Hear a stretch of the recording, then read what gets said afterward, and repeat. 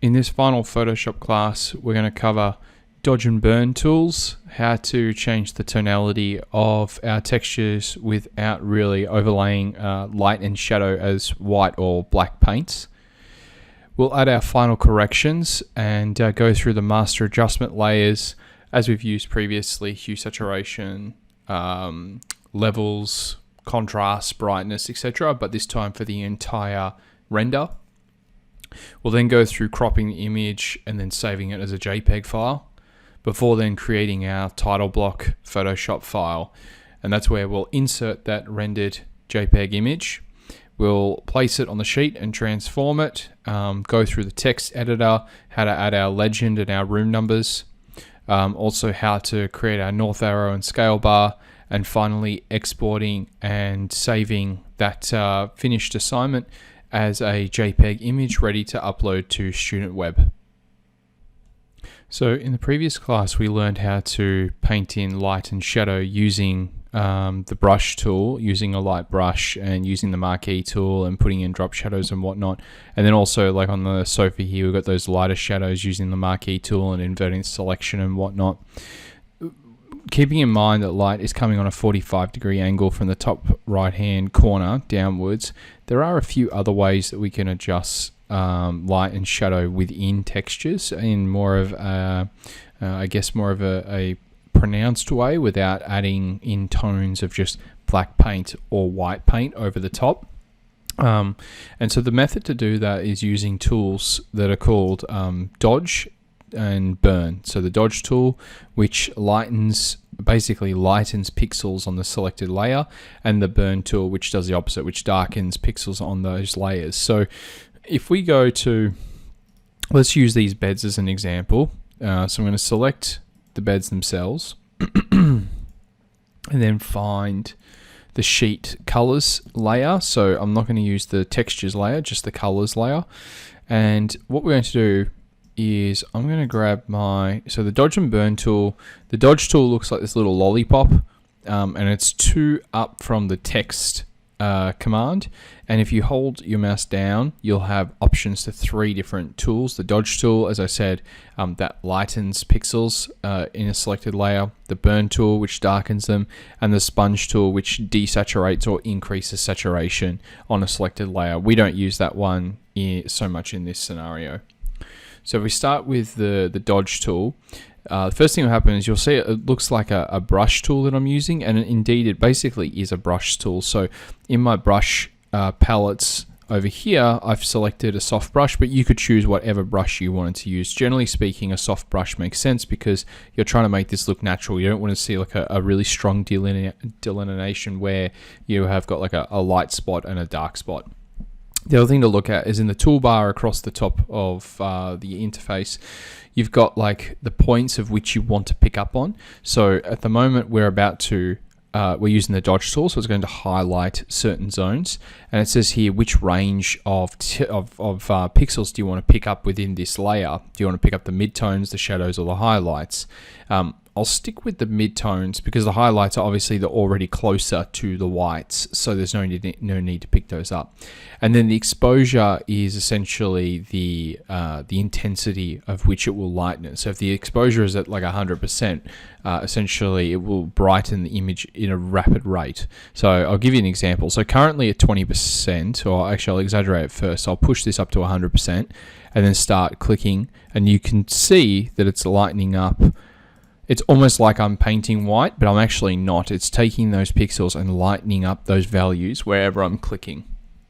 So if I do that, it looks like you can see now like the pillow is getting light from this light here. The top of the bedspread is getting light from this end over here where the light is coming through the window. And that's at 100% exposure, which is pretty intense. So if I go back, I'm just going Control Z.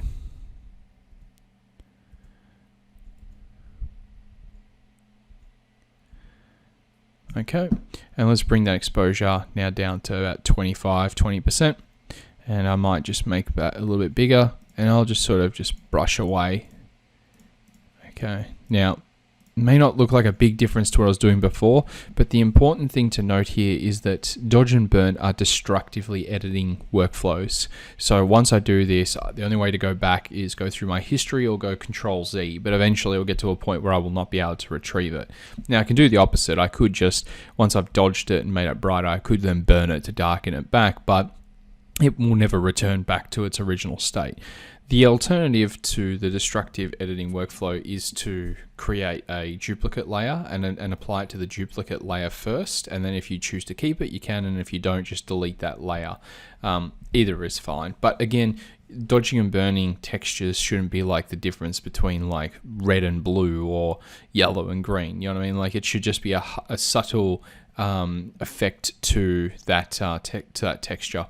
And I'm not worried about painting over carpet or tiles or anything like that, because it's only selecting the pixels on the sheet colors layer that I've selected.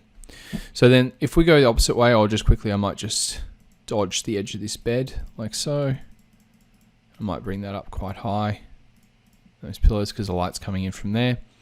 And what I'll do is I'll switch this around now to the burn tool, and it works in the exact same way in reverse. So I'm picking up the mid-tones. I want to make the mids darker. I don't want to pick shadows where it makes the darks darker. And I'll keep the exposure at 25%, make the brush a bit bigger, and you can see how that's working now. I'll come over here and I'll do the same thing over this side of the bed. And it's especially good around the very edges of a bed like so, because it sort of gives that appearance as if the bed is not flat, it's sort of rounded, if that makes sense. Around the edges it falls away. Okay, so there we go. Now we can use this on obviously any layer. Another example might be, let's take this day bed over here. I haven't got all my shadows applied to that day bed. It's looking pretty damn flat at the moment. But if I right click and go day bed, I can then go through the same process again. So my burn tool, I might use right there on, I guess, like the creases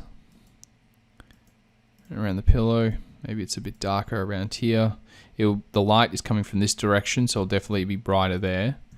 But I can use my shift tool. You can see there to paint in those edges. Okay, and then I can switch this around, use my dodge tool, maybe just to lighten it up just at the edge there where the sun would be coming through. Okay, and we're getting some variation. Now as we zoom out, it starts to look a little bit more, I guess, seated within the render. But this will take time, and it's just a different method to use. Some students like this tool, others not so. I tend to find that it's best done in smaller doses. There's no need to go over the top with it, but it does just add that little bit of something extra to make the texture sit better with the direction of your lighting. So assuming everything is now complete, lights, shadows, dodge, burn, textures, blocks, lighting, natural lighting, everything is done. Absolutely everything is done. We're ready to firstly crop the image, and then we're going to do a few final or master adjustments just to bring everything in balance and in check together before we save the file, export as a JPEG, and then move on to the title block. So what I'll do firstly, I'm just on my AutoCAD, my CAD's layer at the top of the stack. No commands inactive, nothing selected. I'm just going to press C on my keyboard, and that's going to activate the crop tool. You can also find the crop tool, which is the fourth tool from the top in the toolbar. And what I can do here is I can just click and drag my image, or click and drag the shape or the size of my image, and this will do exactly what the name implies. It will crop the image down to this size. One key feature that I want to bring your attention to is in the toolbar, yours may already have this ticked where it says delete crop pixels. It may look like that with that ticked. Untick that. The reason for that is because, let's say for instance, I decide to crop my image like this for some reason. I'll hit enter, and now this image will be cropped. Okay, I can bring back that area that I cropped out simply by, I'm still in the crop tool, simply by just clicking on the canvas, and you can see the rest of that image is there, and I can drag this back the other way. If I had delete crop pixels ticked, it would permanently delete that. And obviously, again, that's a destructive editing workflow, and we're trying to learn the non-destructive methods. So make sure that delete crop pixels is unticked. I'm just going to crop this back to as close to the building as I can get it. Just eyeballing it. Doesn't have to be perfect, but we just want to give ourselves as much room to work with as possible. Yep, okay. So again, when I'm done, I'll hit enter.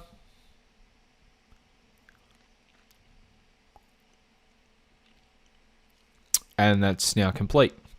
So to zoom back to 100%, in terms of essentially how to zoom into this image so it's the real size, the shortcut is just to go Control-1, and it's going to zoom in, and that's how big the actual image is in terms of pixels. So it is still a massive image, even though we've cropped the image back. Okay, so with this like that now, what I'm going to do is we're going to add a few adjustment layers. So this is much easier than before in that I'm at the top of the AutoCAD layers. I'm just going to go and make new adjustment layers. So for instance, let's go with levels, and this is now going to apply to everything that's in this file because it's at the top of the stack and it's not applied to, say, just the one layer down. So I might just play around with this, make the darks a bit darker, bring the lights up a little bit. How does that look? That's where it starts. That's how it looks now. That looks much better. And I might just go with color balance. Color balance is a good one to like dial in or out reds, magentas, greens, yellows, and blues. And again, I might bring in a little bit of red, just a smidgen, like so. But I'm not happy with how much that's actually made the pinks essentially pinker by dialing in the reds. So what I can do is with that selected, because I like how the woods look. The woods look much less yellow. They look more red and burnt.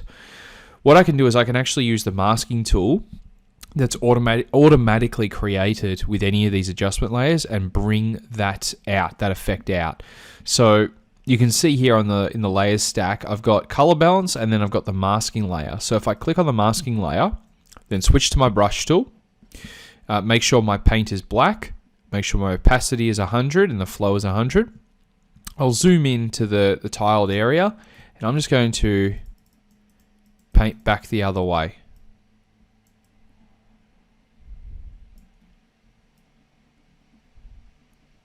Now, within this video, even the screen recording is probably going to be pretty hard to tell whether I'm actually doing anything, but I am, and you could see it here in the masking region. You could see this little black spot here and the black spot here. Those are the areas where I'm removing that effect or that color balance. So particularly if we take a look at like the timber flooring here, if I turn that color balance off, you can see sort of how yellowish and greenish there are with those tones are within it. When I flick that on, that goes away. So this is really personal preference. There's no right or wrong here, but that's just what I believe works well. I might just remove it a little bit from these areas too. Right, excellent. And do we need to add anything else? I reckon that's probably it. Hue saturation, take out a bit of hue.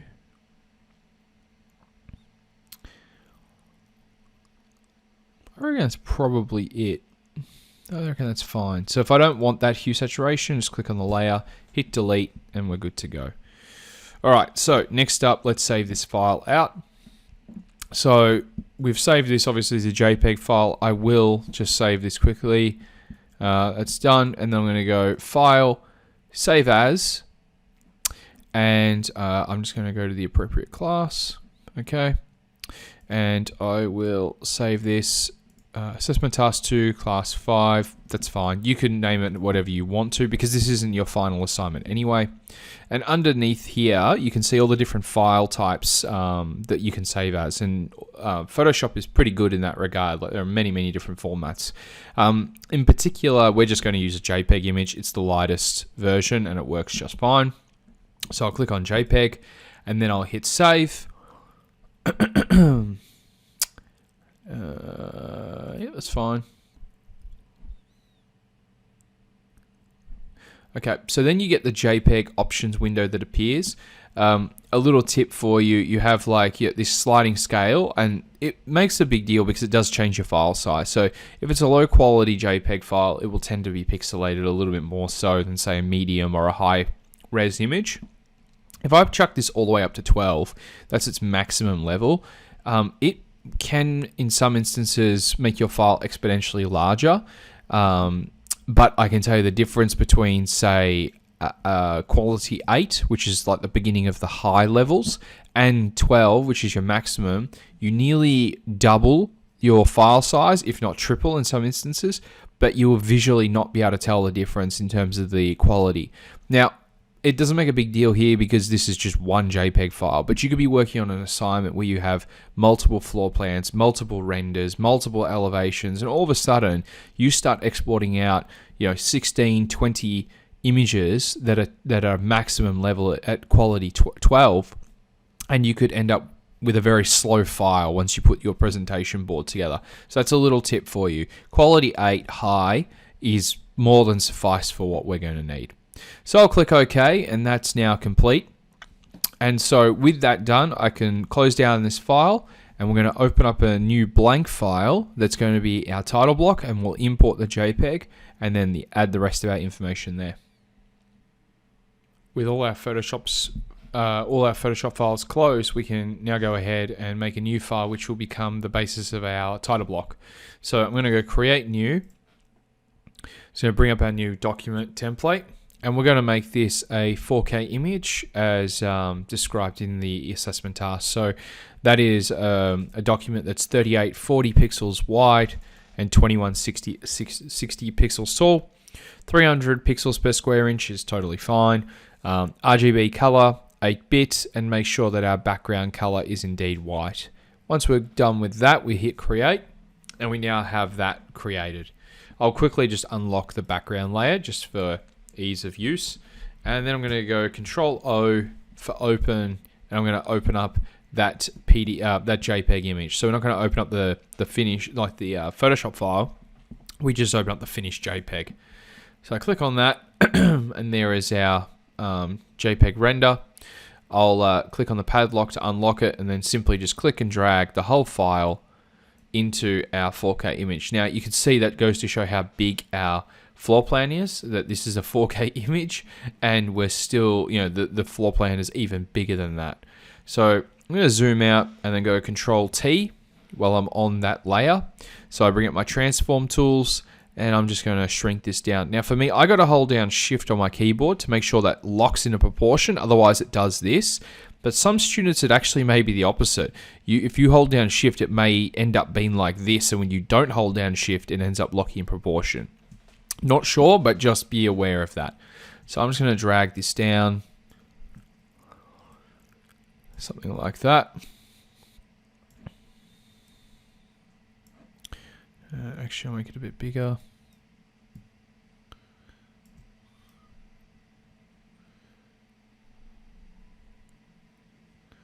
And then hit enter once we're done, and we're good to go. Now, we don't know what scale this is. This was a PDF we started with. If we were working in a workflow where we went from AutoCAD into Photoshop, before we would PDF our AutoCAD file, we would know the scale. We would say, oh, this is a 1 to 50 or 1 to 100. So when you open up the PDF in Photoshop, you wouldn't then do what we just did where we changed the scale of it because it would already be set. Here, it's a little bit more ad hoc, to be honest, but that's okay. It suits our purposes. So with that now done, we've inserted our JPEG on our title block. I'm just going to double click on here and call this our render. All right, and now we can add some text. So adding text, super simple. I prefer the number method for this assignment, but you could easily just name the rooms as well. For other assignments, it's fine either way. I'm going to go to my text tools just here, or T for short. Click on that, and then what I can do is I can then click and drag to draw a text box essentially. So I could go like this, and I can just start typing, and all my text components are up here. So Arial is my font, regular font, otherwise it could be narrow or bold, italic, etc. the font size, and then my color and my my paragraph style. So one thing that I prefer to do, I might start with 01, then enter 02, 03, 04, and I'm just going to go through this list.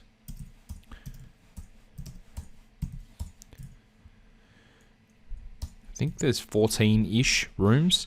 Control A, and I'll just make them a bit bigger. 12 point, perfect. And then hit escape to end the command, and then I can use V or the move tool to drag that around wherever I want. And then that is my numbers, and you can see here in the layer stack, it just comes up with a text layer with all of those numbers, essentially what's written in the text. I can then copy that just like any other layers. I can go hold down Alt and then Shift and drag it across, and then I can click T on the keyboard, and then when I click T, I can click into that text box and I can start typing. So let's say, for instance, that 1 is going to be my entry, and I might just get rid of all of this. Number 2 will be my kitchen. Number 3, formal dining. Now you see when I did that, it went down to the next layer or the next line because the text box is constrained to a certain size. I can extend that. Well, I've got my text command operable. I can just click on my grip, and click and drag, and you can see that brings that further out. So I might bring this further out. So formal dining, master bedroom. Oh, actually, formal dining, then butler's pantry.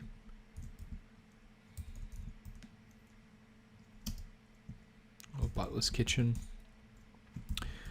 master bedroom, etc.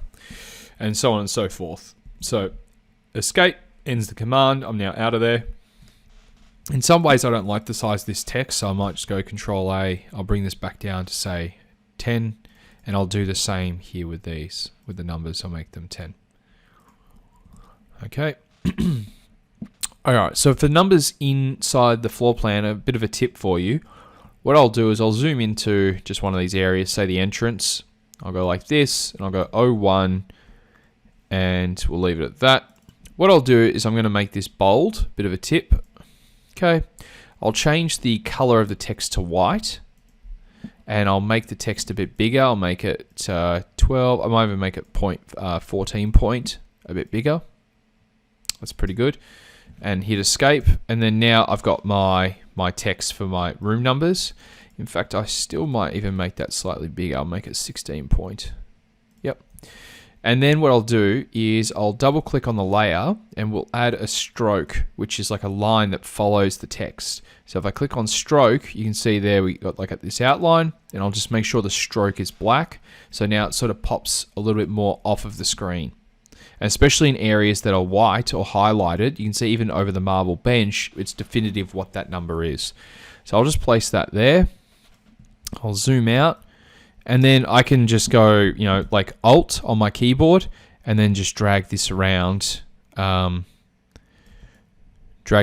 screen for each of these.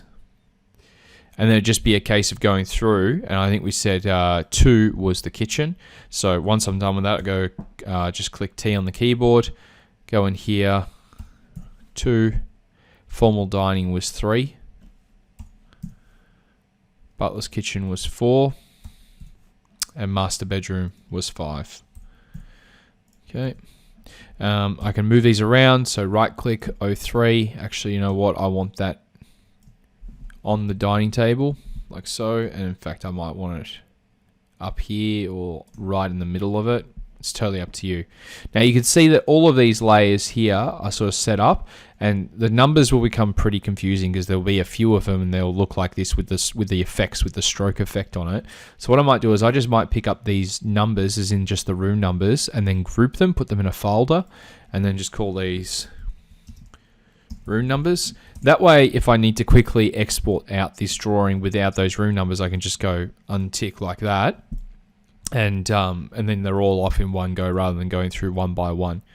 So continue on through that and add in all of your room numbers, and then after that we've got to put in a title block as well, or like title text. So again, pretty simple. I'll use my my text tool. assessment tasks 2. I've got that in the wrong color.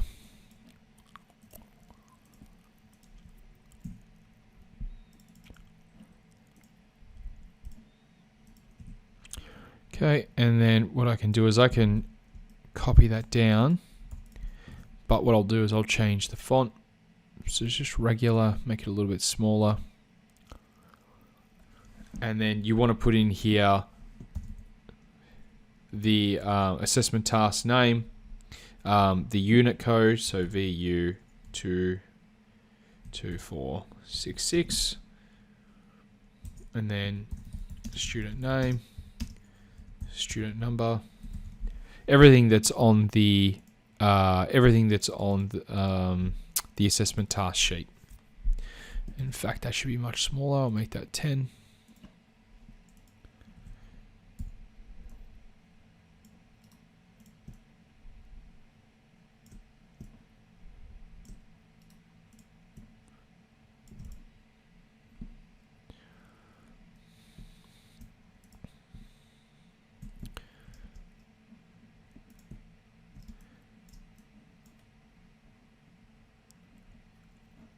And in actual fact, what I'll do is I'll make sure that VU2246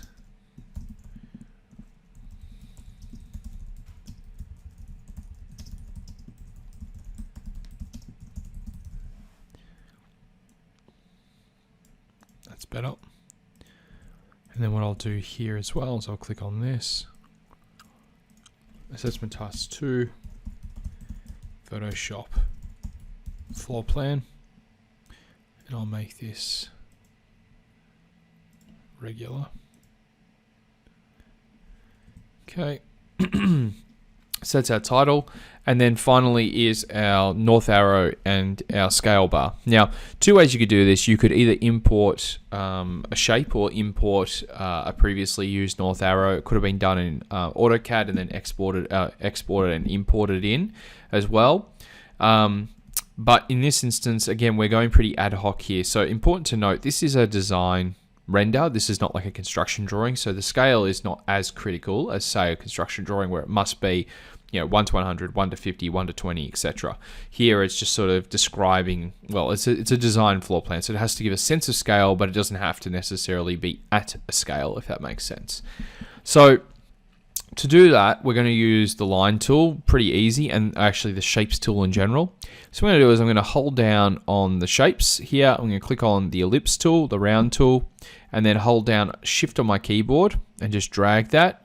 And that creates like our circle, which in this case is just a black circle. But again, using the toolbar, we can change all of that. So the fill is black. There's no stroke around it. And that's basically it. That's fine. So we'll say, all right, that's our north arrow. And then what we'll do from that is we'll go for another shape. So I'll use a rectangle tool. And this time I'll change the fill to white. Oops.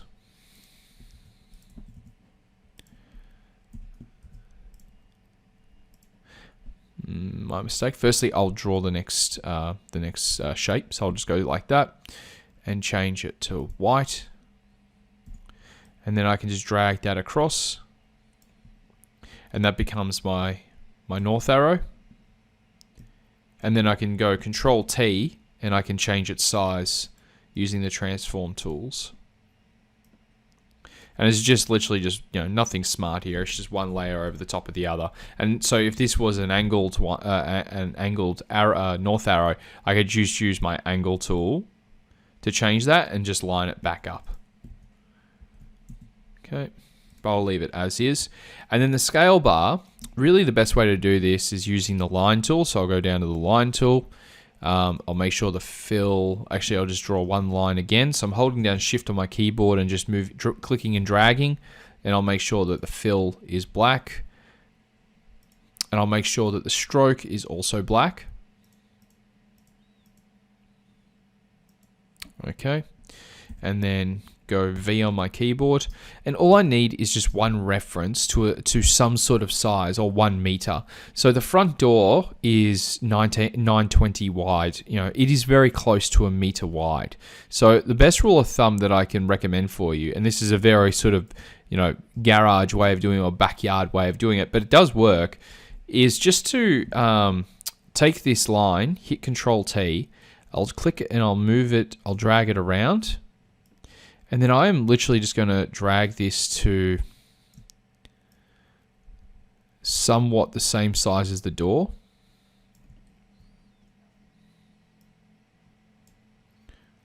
Make it a bit wider. Ish, something like that. And that's give or take 1 meter. And that's a good tool to use when we don't have reference to scale. Like we're stuck here. We don't have any reference to what size this actual image is. So that's good enough. So that's 1 meter. So if I turn this back around like so, hit enter, I know that that is now 1 meter. And so if we do a scale bar, what we can do is we can just hold down Alt on the keyboard and then just copy these shapes around. So I might go something like this, and then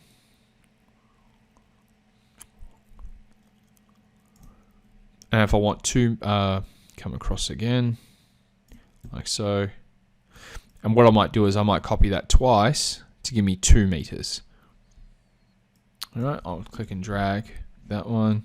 Hold down Shift to make it snap to 90 degrees. Hit enter. I'm just going to drag these around like so. Zoom in, Control T, and just drag this back like so. Enter, Alt, Shift.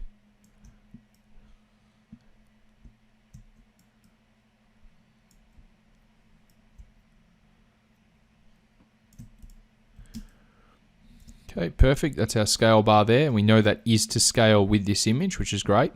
And then really just add a little bit more text. So you can see here in the layers, we've got like shape 1, copy, shape 1, copy 2, copy 3, etc.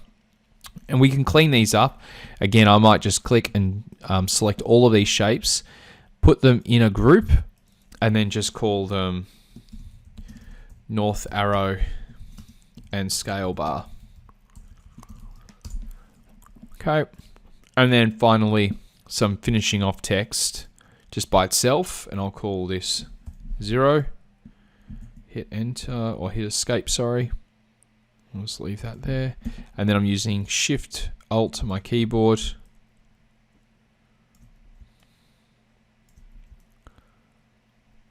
Okay, and then I'm going to take all of these zeros and then just inch them up a little bit. And then I can type the numbers in here. So that's 1 meter, 2 meters, etc. 3, and then because we skipped 2, this would now be 5. Hit escape, and there we go. All right, so that's the completed work. That's essentially the assignment now completed. Once you've obviously completed all the text and numbering, etc. So the last thing to do is to save this file. So first we go File, Save As. And I've got my original Photoshop render. A key tip for you, do not save over your Photoshop render, like your actual floor plan render. Make sure you have 2 Photoshop files, one for the floor plan and then one for the title block. If you save over your render, you will lose your Photoshop floor plan. Do not do that. So I'm going to call this one Assessment Task 2, Title Block. And then enter. So now I have 2 Photoshop files. And then finally, I'm going to save this as my JPEG, which is my completed assignment. So I'll go Save As. In the same folder, save this one as a JPEG image. And this is going to be Assessment Task 2 PM my student number. Hit save. And again, level or quality 8 at high is fine. Click OK. And that's now complete. So when I go to my File Explorer, there is my finished assignment here. Click on that. And there it is. Whoops. And there it is there, ready to upload to the Dropbox. Now, as a reminder, you have to upload to the Dropbox this file here, which is your eventual finished floor plan on the title block. And the other file to submit is the Photoshop floor plan Photoshop PSD file. So not the title block Photoshop floor file that we're working on, but the original just the floor plan Photoshop file, so I can see all of those layers, all the adjustments, all the blocks you've added, and all the editing you've done to that file. But that then wraps it up. You can upload that to the Dropbox, and that is your assessment task 2 now complete.